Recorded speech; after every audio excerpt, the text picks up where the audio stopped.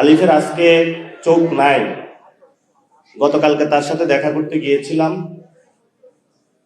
তার একটি চোখে সে দেখতে পারবে না, আরেকটি চোখে এটাও এফেক্টেড হবে। ডাক্তার বলেছে ওইটাও রাখতে পারবে কিনা। তার মা বাবা খুবই অসুস্থ, ফ্যামিলিতে আর একটা ভাই আছে।